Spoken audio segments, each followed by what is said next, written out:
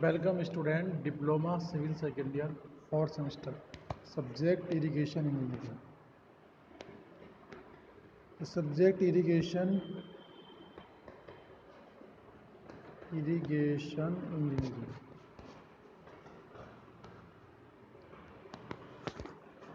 तो सब इसमें हमारा जो 71 नंबर का क्वेश्चन है, नहरों पर बड़े हाइड्रोलिक निर्माण की डिज़ाइन के लिए सामान्यतः जिस पद्धति को बरत दी जाती है वह आधारित होती है। For the design of major hydraulic structure on the canal the method generally preferred to is based on. तो उन्होंने बोला है कि स्वतंत्र चर के खोखला सिद्धांत पर, खोखला मेथड ऑफ इंडिपेंडेंट वेरिएबल्स।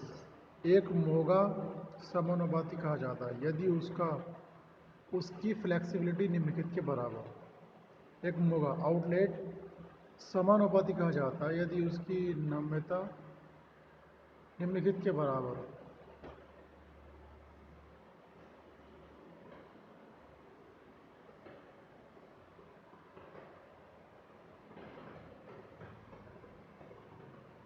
तो एक के बराबर इक्वल टू यूनिटी, एक के बराबर। Question number 73, 10 metre cube upon s second discharge वाली आस्तर नहर के लिए न्यूनतम संयुक्त मुक्तांतर होता है। The minimum freeboard recommended for lined canal carrying discharge greater than 10 metre cube प्रति सेकेंड इज 0.75 मीटर। मछली सीढ़ी निम्नलिखित के पार्श्व में बनाई जाती है। Divide wall. The fish ladder is provided on the side of divide wall, विभाजन दीवार। बहुत अनुसंधान के बाद लेसी के रिजीम सिद्धांत का विकास निम्नलिखित देश में हुआ था। क्वेश्चन नंबर 75 पे दे रखा है उन्होंने कि Lacey regime theory was developed after extensive research India. बहुत अनुसंधान के बाद लेसी के रिजीम सिद्धांत का विकास निम्नलिखित देश में हुआ था, भारत। 76 पर आइए आप। एक नहर में रिसाव हानि अधिक होती है जब वह पूर्ण भराव में होती है। अब जाहिर सी बात है कोई नहर हमारी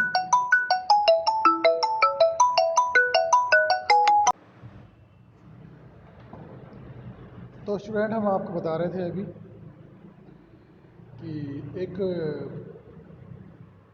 मैंने बता दिया मछली सीढ़ी निम्नलिखित के साइड में बनाई जाती है। मछली सीढ़ी, तो मछली सीढ़ी जो हमारी होती है लेडर स्टेयर, तो मछली सीढ़ी निम्नलिखित के पार्ट से बनाई जाती है। Fish ladder is the provided on the side of divide wall, विभाजन दीवार की साइड से बनाई जाती है। बहुत अनुसंधान के बाद लेसी के रिजीम सिद्धांत का विकास इंडिया में हुआ। एक नहर में रिसाव हानि अधिक होती है जब रिसाव हानि का मतलब होता है seepage the losses in the canal are move when it is पूर्ण कटाव में होती है। यानी कि ये कह रहे हैं कि जब हमारी कोई नहर पूर्ण भराव में होती है तो कंप्लीटली इन फीलिंग।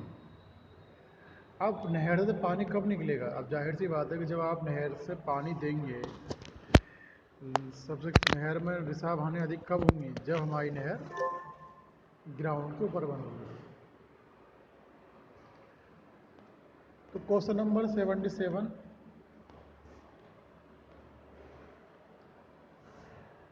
लाइसीमीटर का यूज निम्नलिखित को मापने में होता है।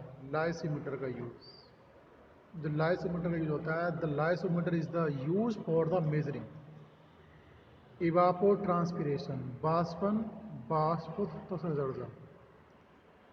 इवापो ट्रांसपिरेशन, भूमिगत जल के बहाव के लिए रेनॉल्ड संख्या होती है। भूमिगत, तो Reynolds number for the ground waters flow various flow below 1 से कम। रेनॉल्ड्स संख्या 1 से कम है तो वो हमारा भूमिगत जल के बहाव के लिए होती है। लेसी का सिद्धांत निम्नलिखित प्रकार के प्रवाह के लिए अनुप्रयोज्य है। Lacey theory is the applicable to flow in alluvial rivers and canal, जलोढ़ नदियों तथा नहरों। जलीय त्रिज्या आर सामान्य संकेतनों में निम्नलिखित द्वारा परिभाषित होती है। Hydraulics radius R is defined with the usual notation है A/P। मोगा डिस्चार्ज गुणांक निम्नलिखित के शीर्ष पर चला करती है।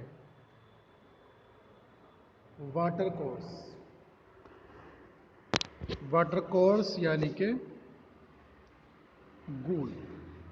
एक विशेष फसल के लिए मोगा विसर्जन निम्नलिखित द्वारा दिया जाता है। Outlet discharge for a particular crop is given by area outlet factor.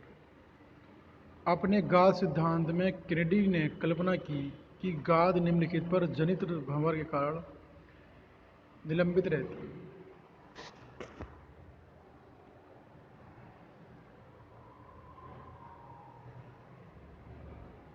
एक विशेष फसल के लिए मोगा विसर्जन निम्नलिखित द्वारा दिया जाता है। Outlet discharge for the particular crop is given by क्षेत्रफल मोगा गुणांक एरिया आउटलेट फैक्टर। आपने गो सिद्धांत में किनाडी ने कल्पना की कि गाद निम्नलिखित पर जनित भवन के कारण विलंबित रहती है।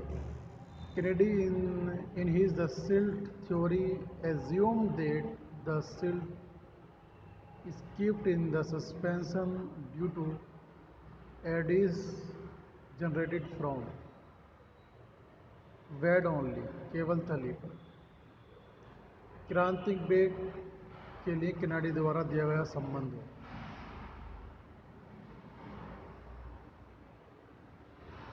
लेसी का परिमाप P विसर्जन Q संबंध निम्नलिखित है। तो P = 4.75 Q 1/2। ये कुछ नहीं, ये अलग क्वेश्चन है। क्वेश्चन नंबर 87 में देखिए, नदियों के बाढ़ का पानी कभी कभी दूसरी नहरों में डाल दिया जाता है जो कहलाती है। नदियों के बाढ़ का पानी कभी कभी दूसरी नहरों में डाला जाता है कहलाती है। The fluid water of rivers are sometimes diverted through canal called सैलाब नहर। जब किसी नहर के अंदर हम पानी डालते हैं बाढ़ का तो वह हमारे कहलाती है सैलाब नहर। रेबी के सूत्र के अनुसार बाढ़ के आकलन में शिखर विसर्जन निम्नलिखित के अनुपातिक होता है। A2⁴ निम्नलिखित में से कौन सा एक बैंक संरक्षण का उपाय है? Which of the following is a bank protection major?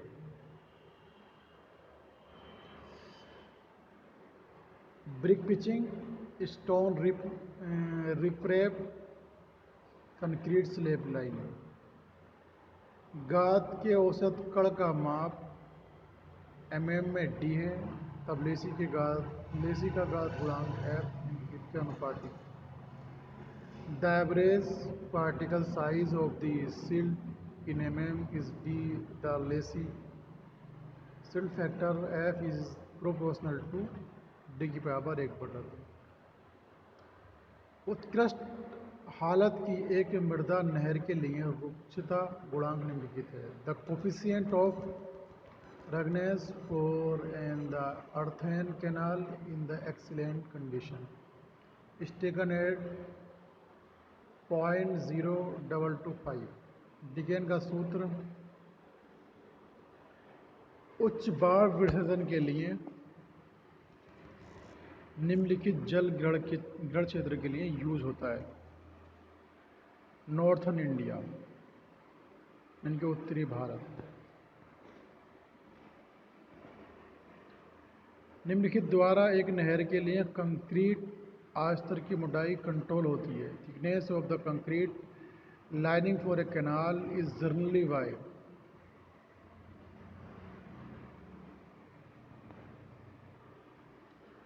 Question number 95 देखिए, भारतीय मानकों की संस्तुति के अनुसार अस्तर युक्त नहर का आकार होना चाहिए ट्रेपाजोडियल।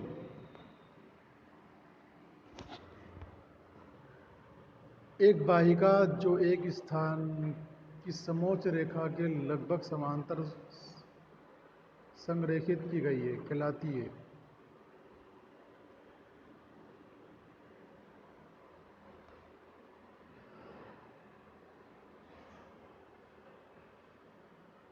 Contour canal. एक नहर तंत्र के भागों का सही अनुक्रम निम्नलिखित है। The correct sequence of the parts of a canal system is जलसीट, तंत्र, वितरिका, शाखा नहर तथा उपवितरिका। इसका आता है ऑप्शन का आंसर सी।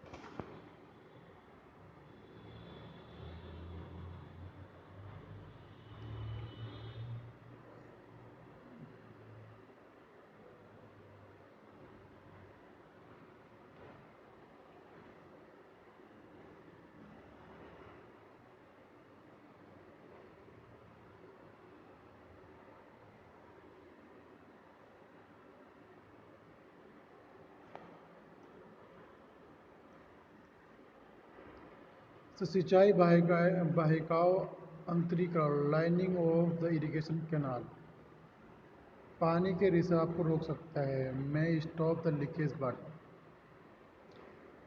नहर तली में सामान्यतः एक ढाल दिया जाता है यदि ground slope axis designing bed slope. वह नहर जिससे सीधे खेत की सिंचाई अपेक्षित नहीं होती है कहलाती है। The canal which is not supposed to do any direct irrigation is the called main canal। संरेखण के अनुसार नहरों का वर्गीकरण निम्नलिखित है। Classification of canal on the basis of alignment. सिंचाई वाहिकाओं अंतर्गत lining of the irrigation canal पानी के रिसाव को रोक सकता है। नहर तली में सामान्यतः एक ढाल दिया जाता है यदि ground slope axis designing bed slope. वह नहर जिससे सीधे खेत की सिंचाई अपेक्षित नहीं होती कहलाती है मुख्य नहर। तो मुख्य नहर से कभी भी हम डायरेक्ट पानी खेतों में नहीं लेते हैं, कहीं ना कहीं उसकी जो है कुछ माइनर कुछ मेजर डिस्ट्रीब्यूशन होती हैं, छोटी छोटी कैनाल होती हैं। तो मुख्य नहर से कुछ हमारी ब्रांचें कटती हैं, उनमें से हम पानी डायरेक्ट खेत में ले सकते हैं। संरेखण के अनुसार नहरों का क्लासिफिकेशन निम्नलिखित है। Classification of canal on the basis of the alignment. Alignment के अकॉर्डिंग जो हमारी नहरें हैं वो कितने प्रकार की होती हैं। ऑल ऑफ दी अबव, यानी कि contour canal, water shoot canal, side slope canal, समोच्च नहर, जल विभाजक नहर और पार्श्व डाल नहर। कटक नहर को निम्नलिखित भी कहा जाता है। A ridge canal is also called a जल विभाजक नहर, वाटर सेट कैनाल। कटक नहर को निम्नलिखित भी कहा जाता है।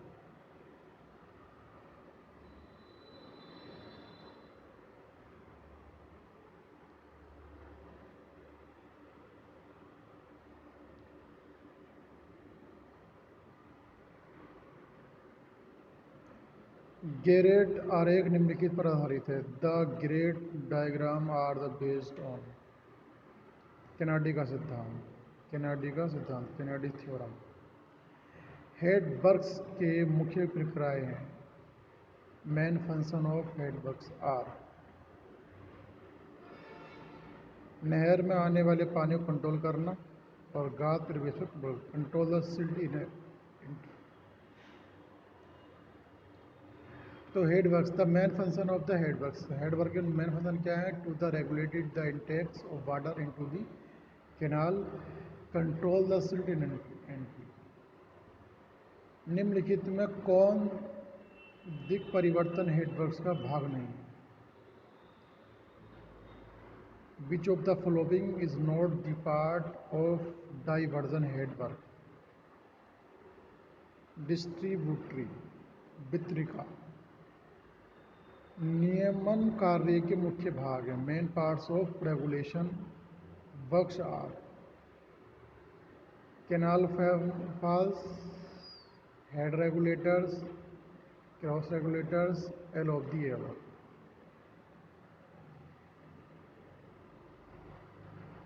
नहर के मोगों को निम्नलिखित भी कहा जाता है। Canal modules,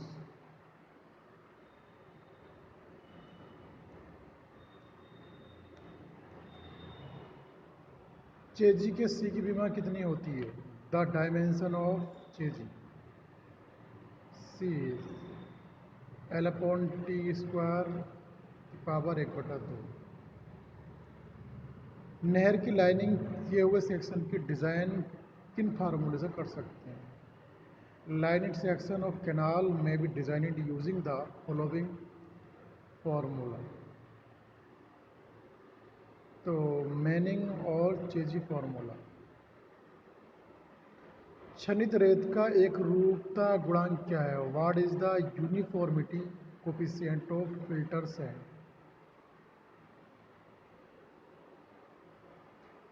D60/D10। सिंचाई नहर का आस्तीकरण किया जाता है। Lining of irrigation canal. तो decreases the water logging area, decreases the water logging area. कच्ची नहरों के लिए मुक्तांतर कहाँ से मापा जाता है? Free board. कच्ची नहरों के लिए मुक्तांतर कहाँ से मापा जाता है? Fully supply level to top of the bank, पूर्ण प्रदाय स्तर से तट के शीर्ष। Fully supply level to top of the bank.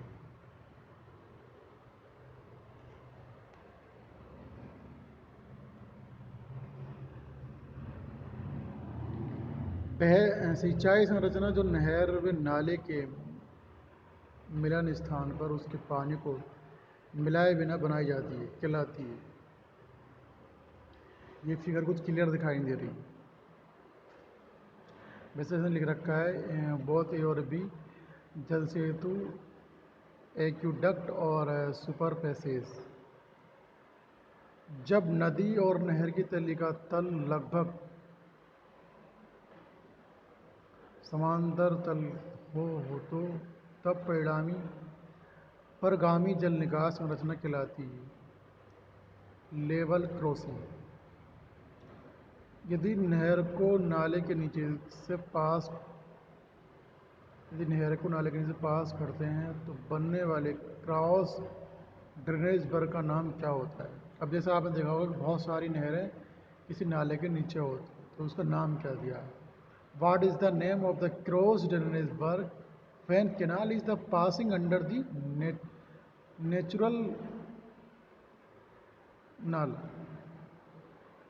तो इसको कहते हैं कैनाल साइफोन। कैनाल साइफोन बोलते हैं। कैनाल यदि नहर को नाले के नीचे से पास कराते हैं तो बनने वाले क्रॉस ड्रेनेज वर्क को कहते हैं कैनाल साइफोन। जब जलाशय भरा हो किसी गुरुत्व बांध में अधिकतम संपीड़न बल टॉपर होगा, एट दी टॉपर होगा। गुरुत्व बांध में प्रधान प्रतिरोध बल है the major assisting force in gravity dam, स्वयं बांध का भार, सेल वेट ऑफ डैम। गुरुत्व बांध में प्रधान प्रतिरोधक बल है, स्वयं बांध का भार, सेल वेट ऑफ।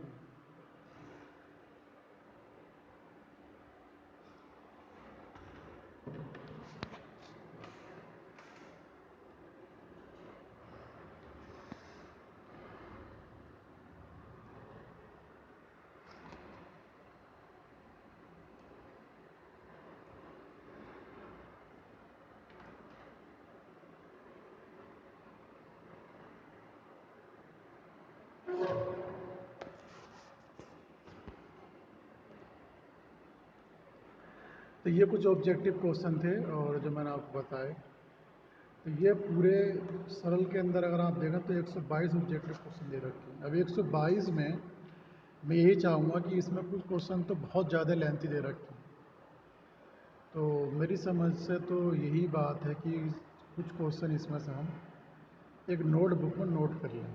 देखो अभी आपके पास काफ़ी टाइम है, तो एक नोटबुक लें, उस नोटबुक में आप क्वेश्चनों को नोट करके चलें और कहीं ना कहीं इस 120 में से 60 क्वेश्चनों को नोट कर लें जो तुमको बेटर लगे। जिसकी लैंग्वेज ज़्यादा डिफ़िकल्ट है उसको नोट ना करें। तो 60 क्वेश्चन नोट कर लें और 60 यहाँ से नोट कर लें, बाकी मैं और भी दूंगा, तो कहीं ना कहीं 200 क्वेश्चन आप का एक असाइनमेंट बना लें सही तरीके से।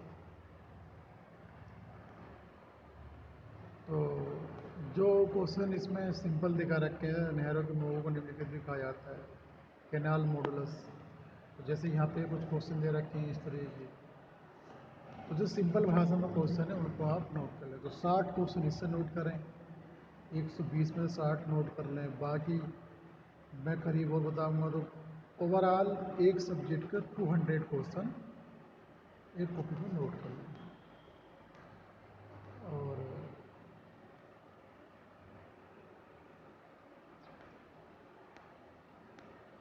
तो इरिगेशन का ये हमारा पार्ट है, तो बाकी हम नेक्स्ट लेक्चर में और भी क्वेश्चन लेकर आपके सामने फिर आएंगे। तो इस लेक्चर में इतना ही। Thank you class.